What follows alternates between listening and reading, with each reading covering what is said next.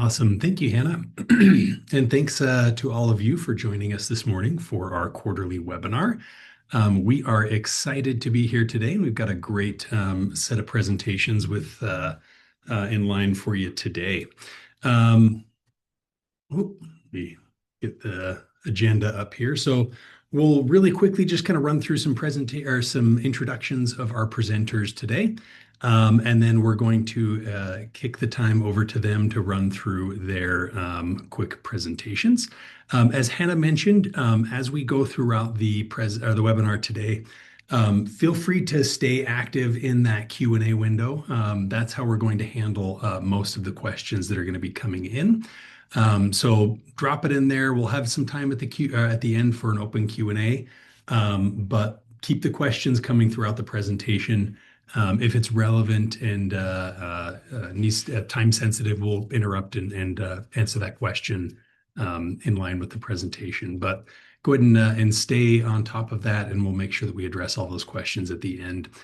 We are recording the webinar as well, as Hannah mentioned. We'll make sure that we post a copy of that for everyone as well. I'm really excited about our presenters that we have today. We have Brenton Bogard, the State Safety Engineer for the Highway Safety Program, and I left off the agency. Brenton is with the Ohio Department of Transportation. After Brenton, we're going to hear from Don Butler, the Highway Safety Engineer for the Nebraska DOT, and Don is also the chair of our Ashtabula Safety Strategic Advisory Committee.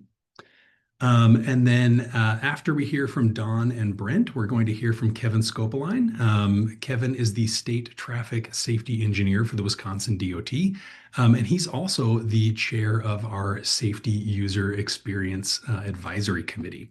So Kevin's going to talk a little bit about the user meeting that we had last year and the meeting that we have coming up this year as well.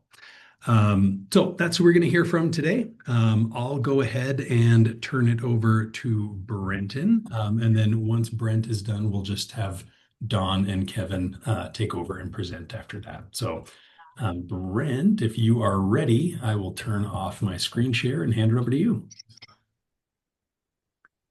All right. Hopefully you are seeing my slides now. Greg, can you confirm? Cool. Thank you. Good morning, good afternoon, everybody. The Numetric team asked me to share how Ohio DOT is addressing, let me shift some things here on my screen, US DOT's National Safe Roads Initiative and how we're utilizing Ashtabula safety to help. So like every other state, Ohio received a letter from US DOT in July 2025 announcing the start of the National Safe Roads Initiative. More than half of the roadway fatalities in America happen on non-freeway arterials. So these roadway types are the focus of the initiative. And state DOTs were tasked with providing a list of priority arterial segments and intersections with the highest safety, operational, or compliance concerns using available safety data, as well as developing a plan to address those locations. The priority isn't news to us. In Ohio, ODOT has been actively shifting our safety program and investments to focus on arterials for several years. It's a focus of our program because about 45% of fatalities and serious injuries in Ohio occur on arterial roads, often inside Ohio cities. At the time of the letter in state fiscal year 26, ODOT's safety program was investing $107 million in the development and construction of 130 projects on non-freeway arterials. And that accounts for about 51% of ODOT's safety program this fiscal year. And most of those projects are funded through annual safety application programs. We also have an application program and a few initiatives targeting arterial safety.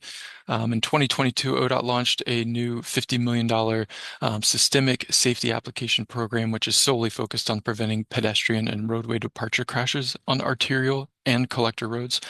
Almost 75% of that funding is awarded through this program is allocated to local government projects, which are often located on arterial roads.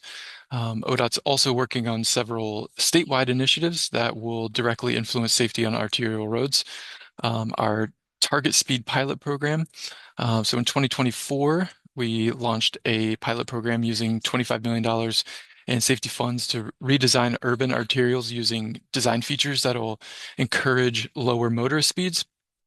Lower speeds reduce crash severity, especially for people walking and biking in cities. Once these projects are completed, ODOT will develop case studies to document speed and crash reductions to promote the widespread use of these treatments across the state, which, of course, we'll use AASHTO or safety to supplement that analysis. And our context classification guide. So ODOT is using safety funds to develop a context classification guide for Ohio, which will be used to better categorize roadways, including arterials, based on surrounding land use, road users, and development patterns.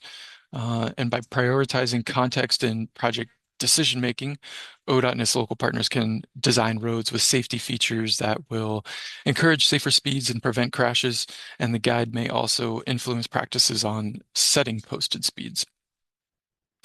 So to supplement our existing focus on arterial safety, we developed an implementation plan to address the Safe Roads Initiative. We first developed a priority list using AASHTO or safety.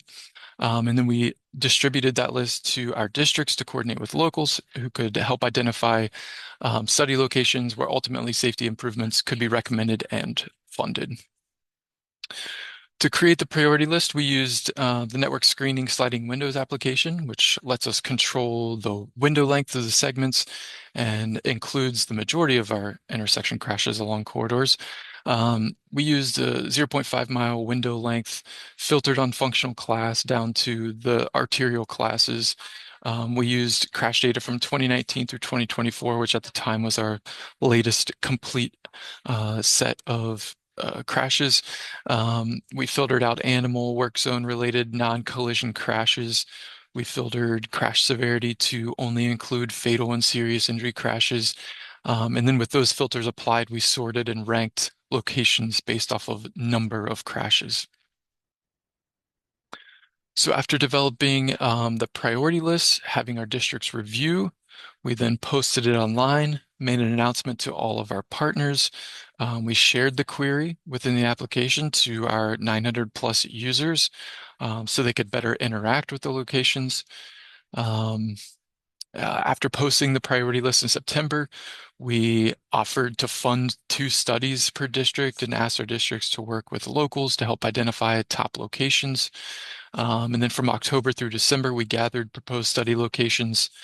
This month, our consultant contracts are ready to assign and begin the studies. And by next fall, the studies should be complete. And funding applications will be ready for our next cycle of application reviews. We'll be prioritizing these locations in our funding decisions. And then at that time and throughout the year, we'll be reporting out to FHWA at the requested timeframes. So just a few takeaways from this initiative, from my perspective, our perspective. AASHTO Safety provided the flexibility to curate a priority list that met the demands of the initiative. It allowed us to quickly create the list so we could spend our time coordinating with our partners and to get those studies underway, and allowed us to share the query and methodology, providing some transparency to our partners, allowing for suggestions and tweaks as needed along the way.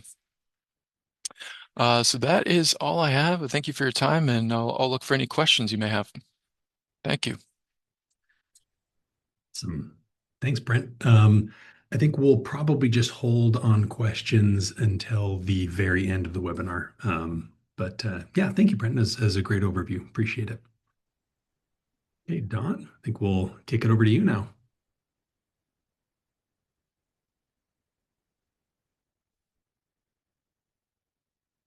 Thank you, Brenton, and thank you, Greg. Hopefully you can see my screen okay. Yep. Let's get started.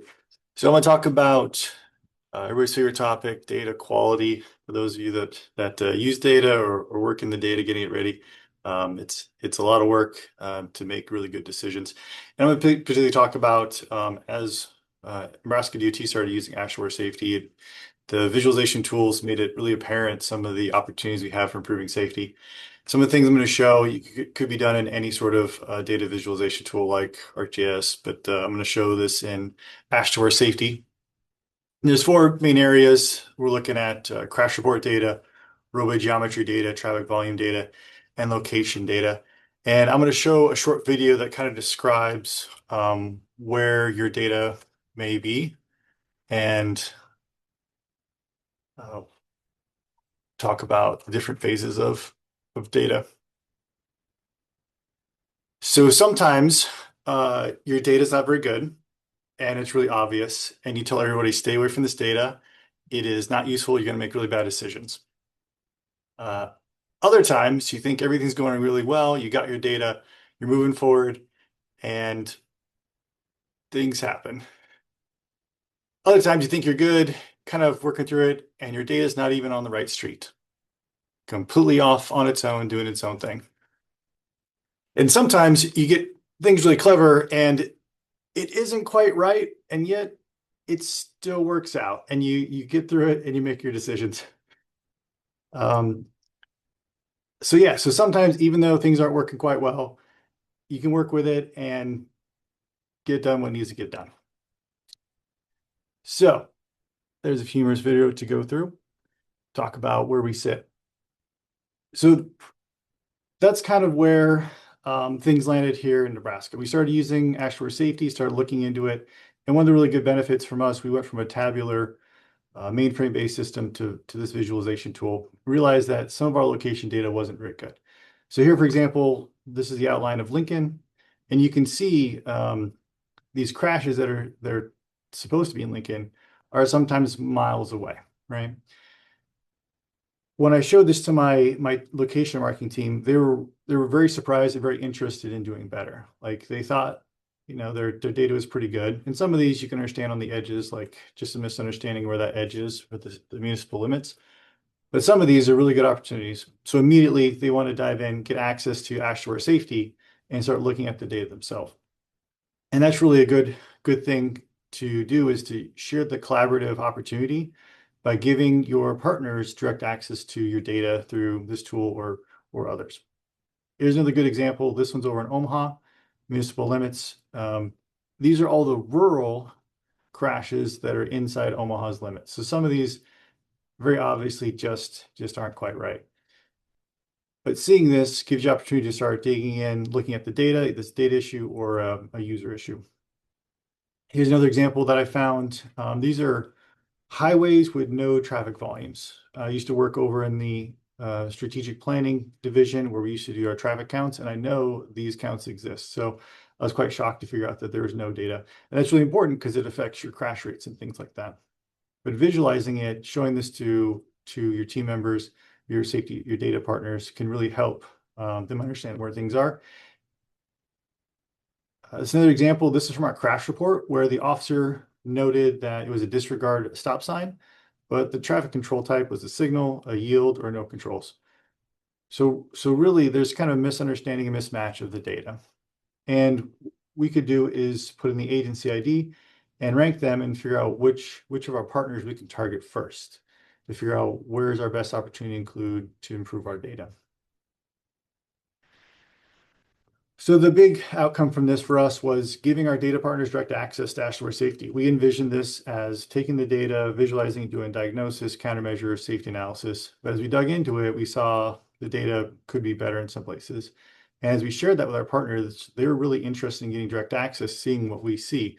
And it was really great in that we could look at the same thing. You can share your queries or your reports with people inside actuarial safety, and you can really be on the same page with what's going on.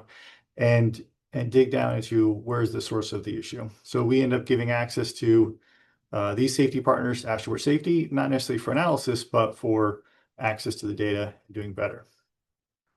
Once you go through and get that all cleaned up, that's when the value of the data comes through. So I'm going to show off a few different network screening examples that were created from the data that we started creating that really ran into those opportunities. So here's one with the failure to yield at a stop sign. This is for Hall County. So this would be working with our sheriff's office. And you can rank the crashes and look at where they should be, or our law enforcement partners should be targeting. So you can look at, here's a great location that they can sit at and start really using this data to make enforcement-driven decisions. This one is in Kearney, down the road. And this one's for red light running. Same idea is that if we trust the data for what the officers are putting in there for this driver action, then they can really use this data to focus on where they're seeing red light running and make improvements very quickly. So that was the enforcement side. This is actually on the infrastructure side for our HSIP program. For this one, what we did was we looked at angle crashes on our expressways that are in the rural area. And for these kinds of locations, they, let's see, good example. So a lot of right angle crashes, it may be an opportunity to look at maybe RCUT instead of kind of the open intersection two-way stop controls. Same idea for roundabouts. This one we created, this is right angles, not divided, not an expressway in rural areas. As a way of kind of getting immediately to diagnosis is that we focus on specific crashes for those patterns and seeing where they stack up, and then can visualize the situation there. So in this case, when I was going through this list, I noticed this is kind of odd. There's a stop sign backwards on this roadway. And if you look around, all 4 of the legs have an extra stop sign on the backside. Some of them have lights. Well, if you have 20 crashes, 8 stop signs, 4 lights, it might be time to look at a roundabout here, right? That's kind of what we got out of this analysis. Another thing that we found was, as we started looking at this, we started seeing locations that actually we have programmed for roundabouts, where this is confirming our previous processes. These lists are finding good locations for where our current process is identifying roundabouts. For example, we just led a project that's going to construct a roundabout here on West Dodge in this construction season.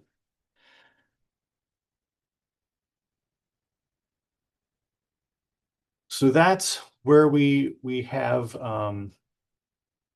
lots of opportunity. Once you start digging into your data, you can find where things may not be as good as you'd hope they are, but be open and share that with your partners. And hopefully you can collaborate and get on the same page with what this is used for. They see it directly, and then it's just another tool to visualize it and be on the same page.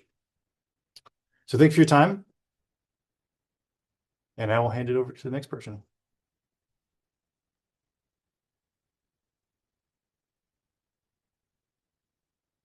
Kevin? I believe that's me. Yeah. One Sorry, moment thank you, while Don. I share my screen here. Hopefully this will pop up. So it's my job to kind of go over what we did at the last user experience advisory committee meeting. I'm going to start off by saying that this meeting is the one that I look forward most to every year. It's a great opportunity for really a wide range of different folks involved in transportation to get together. I noted a few, we have safety folks, analysts, designers, traffic operations, law enforcement, right? And then that's just from the members that come. We also have, Ashware staff as well as Numetric staff. And so you have different programmers and folks all at different levels coming to safety from a different standpoint, which is honestly one of the greatest things, is because we all have a slightly different way of approaching it, and that leads to better products. I've only been to a few of these, and every year it's continued to grow. So I'm hoping that our next one, that will also be the case, and that we continue this trend of sharing our experiences. The presentations that went before me, I thought did a really great job, showed different ways of using the same software platform. There are different applications within the software platform, which I'm sure Greg and the folks at New Metric would be more than happy to talk about the details of those. But at these meetings, we spend time talking about each of those different platforms. What's working, what's not working, where we think that we could take it in the future. And one of the things that I really enjoyed about this last meeting was that it was the first time that we offered multiple tracks at the meeting.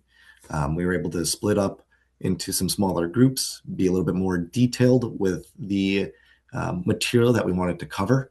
And so I'm hoping that that could be something that we continue at the next experience meeting, which is going to be in Madison, Wisconsin, September 22nd to 23rd. So I'm very excited to welcome folks to Madison. It's where I live. I have a number of ideas both for the meeting as well as extracurricular activities to do around Madison, especially in the fall. So I don't know that I want to spoil too many of them because I don't know if all of them are going to work out, but know that we're going to be meeting in February here. So we should have a little bit more information coming out later on. I'm sure New Metric and Asheware will do a great job of also continuing to plug the meeting. But I just really want to highlight that, again, the networking, the connections that we make, the discussions that we have are by far the most important. For those that have been using Asheware Safety for a while, looking specifically at Don's presentation, I could already see some of the feature improvements that the New Metric team has implemented. For example, the multi-layer tags to filter the data, right? And so it's just these little quality of life improvements that I think is so great that they're very responsive to, that come out of the experience meetings, because we all get together, we talk about it, we hear what somebody says and say, oh yeah, that's a great idea. Let's do that. So a very short plug, but I do hope that you're able to send at least one representative with the multiple tracks. Hopefully that's a little bit easier to convince to send more folks to attend as different applications, different discussions occur, in each of those tracks. So with that, hopefully if there's any questions for me, I'm happy to answer them. Thanks, Kevin, Don, Brenton. Appreciate you all taking the time out of your day to run through your presentation with us. I do have a couple questions here that we wanted to hit really quick. Kevin, a couple questions for you, being as you were just wrapping up talking about the user meeting. We've had a lot of questions historically come up around like what's the participation of the states at this user meeting? Like how many states typically present their best practices? What does that involvement kind of look like? We try to have a number of states present, and we try to get a range in terms of how new or experienced those states are with the product. So that way there's always a little bit of something for everyone. And then we also have the New Metric staff also kind of talk about the roadmap of, hey, where are we going next? Is this a good direction for us to take it in? What do you all think about these new features that we're considering? So there's a lot of really good discussion. And again, I think it's very valuable that, the folks that are implementing these changes, these new features, are the ones in the room listening to our discussion. We're not having to go through like 3 layers of translators from engineer speak into coder. If there's any kind of disconnect, those questions are being asked right away. Yeah, no, that's a great plug. Also, one thing I wanted to mention, and you touched on this a little bit, Kevin, as well, this concept of the multiple tracks. Last year was the first year that we did that in Annapolis, and it was great to have both a design track as well as kind of a safety track. So it was really good to see, those two kind of different groups attending. We had a lot of people who were attending for the first time as kind of designers from that side of the house. And it was great that they had, discussions and presentations that were relevant to their specific discipline and their interests as well. Um, One more question that just came in here is what's kind of we had a question around what's like the distribution of like how much time is Numetric talking, how much time is like the product roadmap and customers talking, all of that. And I'll plug this, and if anyone wants to add anything, feel free to hop in. But generally, it's only about like 10% Numetric and AASHTO Air Safety talking. Really, the bulk of the time is the states themselves. It's the member agencies, it's the people who are actually using the tool. And I know that's, from my perspective, that's one of my favorite things is hearing from the actual users rather than just,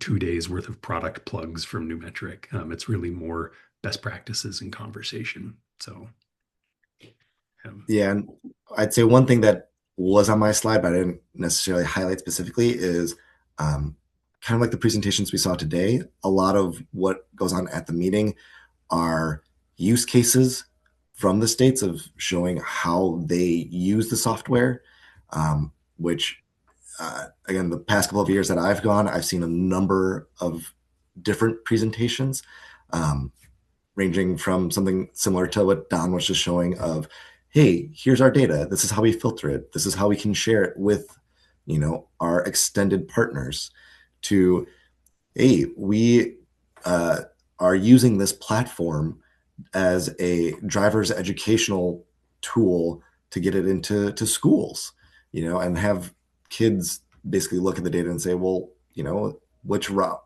do you feel necessarily like this route could be improved, or, looking at different safe roads to schools and things of that nature. So there's plenty more I could touch on, but there is quite the range. I'm hoping that this upcoming one, that we can maybe have a little bit more of a law enforcement connection. We'll see if that comes to fruition, but I know that they are a very valuable partner to all of us. So making sure that they're in that discussion. And I'm just going to piggyback again on Don's presentation of, we ask them for a lot of data, right? When a crash occurs, there's a lot of information that we want to know. And so they don't necessarily always have the same understanding of like, why do I need to fill this out? And it's when we can start doing some filtering and figuring out where we want to prioritize projects that it's really valuable. Yeah. Just to kind of build on that as well, one thing I did want to mention is you don't necessarily have to be an AASHTO Air Safety Partner state to attend these meetings. In fact, the co-chair of the User Advisory Committee this year is from Michigan State Police, which State Police is not a member of AASHTO, but they are longtime users of the Numetric software and key partners. Law enforcement is such a key partner in everything that we do. So it's really cool to have that participation from the State Police and to kind of have that representation at the table as well. Awesome. On that note, actually, of law enforcement, we did have a question, Don, that I wanted to kick over to you. You mentioned sharing access with that crash data to different groups, and one of the key groups you mentioned was law enforcement. I was wondering if you could just explain or share a little bit kind of some of the value that you have seen specifically with law enforcement by giving them access to this data. Yeah, thanks, Greg. That's an excellent question. And it was a bit of a surprise when Nebraska looked at a new safety analysis tool and eventually settled on AASHTO Air Safety. It was really focused on our HSIP program, safety infrastructure. And we're really excited that because of the model where one agency buys it, they can have unlimited users, that we could share it with our law enforcement partners. And currently, they're about half our users, actually. They really jumped on and got excited about it. I presented last year at our highway safety offices highway safety conference, which is a heavy law enforcement presence. And they really jumped in and were really excited to use it. We get a lot of questions from them, particularly for how to better tailor their enforcement. So from a safety perspective, they can have a very quick turnaround compared to the 3 to 5 years for me to put in a roundabout or something like that. So they can get out there and make law enforcement proactive decisions with their high visibility enforcements or where they allocate resources, which is great. Really excited to see that. And that's the couple examples I showed was actually working with them and talking about what their choices are. And really it's deployment of resources and what kind of citations they're focusing on at certain times. So we created a specific filter for them that focuses on the crash data for high visibility enforcement, seatbelts, drinking and driving, speeding, that they can go to. It just says HSO for the beginning, and they can quickly go select one of those options and then focus on that when they're doing their grant writing, actually. So they can pull that data directly from us, package it up, and send it in for a grant application. So that's been really good collaboration, particularly showing them the data. We would always get pushback of why are we filling this out? And now that they have it, they're really excited to see it, use it, make decisions off of it. And some of them are really interested in making it better because they do see the value of it and they want to improve the quality to make better enforcement decisions. Yeah. No, that's great, Don. And that just to kind of echo, we've heard that example from every single state we've partnered with that has opened that up to law enforcement. It's odd that they don't normally get to see the data that they themselves generate. But once they see the value of it and the impact it can have on safety and the role they can play in safety, it's really a game changer. And kind of with that, kind of segueing into another question, back to Brenton. As we look at that kind of safe system approach, and pulling in all the different data partners, who are the key people that you have kind of coordinated with in Ohio, kind of your contacts in the other groups and other divisions? Who are the key people that you've really partnered with as you begin to kick off that safe system program in Ohio? Yeah, from a central office perspective, I mean, we're mostly just coordinating with our districts. But I know, yeah, from experience in working with them that our metropolitan planning organizations, our MPOs, are kind of the power users beyond internal to the DOT as far as like on the planning end of things, network screening, trying to prioritize routes and find locations for improvements. So, some cities are more proactive, at least as far as the crash data is concerned, and reaching out or utilizing what we have available and verifying that their crashes are in the right location. We have some cities that submit monthly corrections on top of what we already try to do in DOT of like getting their crashes in the right locations. So mostly MPOs, some cities, but yeah, relying on our district and their expertise and their contacts and coordinating outside of the DOT. Yeah. No, and that's again kind of echoing, that's some of the biggest partnerships and the biggest users that we've seen as well with most states is those MPO partners, the local partners. It's so valuable, this data, once you get it into their hands. The things they can do, the perspective they have, it's just invaluable really to share that access with them. So great. Thank you, Brenton and Don, for your responses there. I didn't want to plug, we had a couple framed as questions, but statements came in from the chat from Jim Markham, one of our partners over in Texas. He said, talking about the user meeting, most of the numeric time that they're actually talking, they're talking about cool new features that are coming up in the tool. So that's a real popular part of that as well. And then just echoing Don's statement about one of the real values of partnering with law enforcement is they have the ability to move their law enforcement assets now.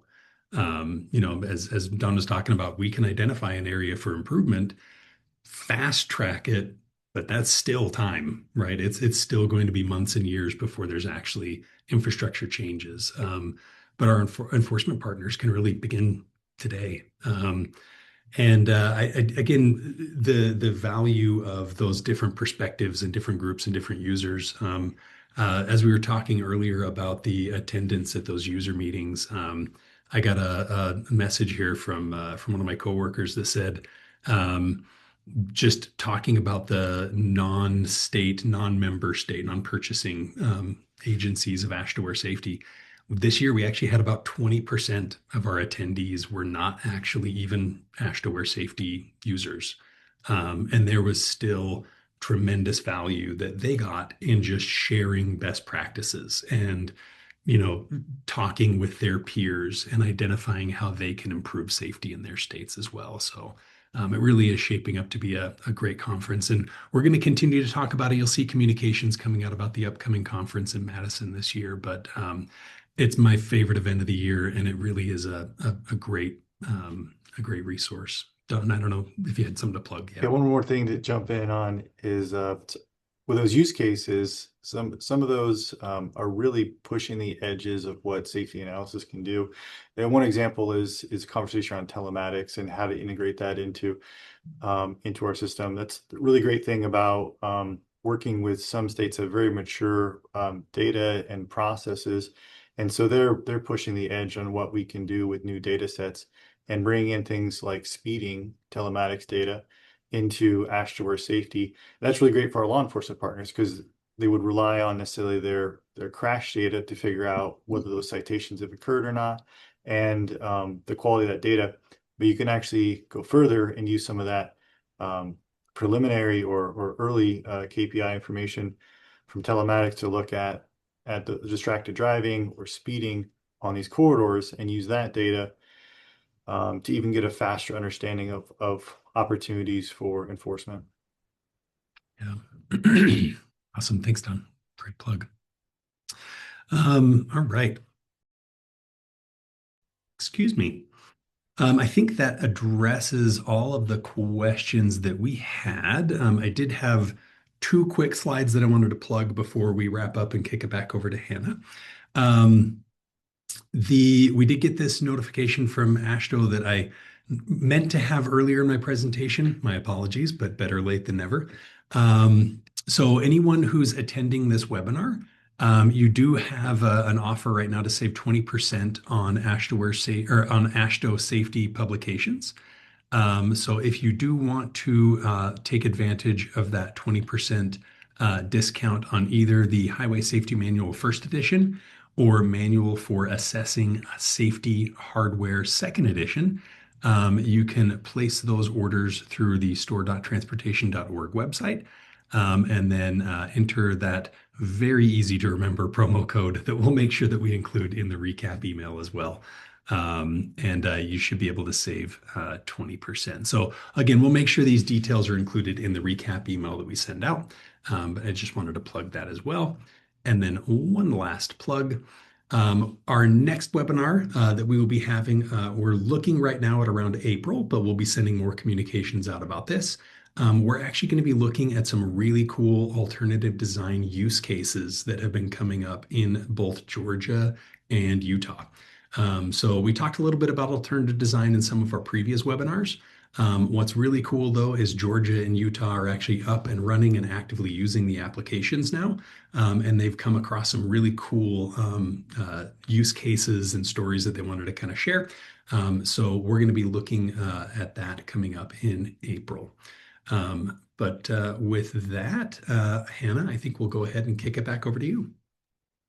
All right, thank you all so much for your presentation, and thank you everyone for attending. We will email everyone a recording as well as that promo code so you can get access to the publications. Please, if you have any questions, you can reach out to myself or Ryan Fragapane, who the webinar link came from. And with that, I hope you all have a wonderful rest of your day.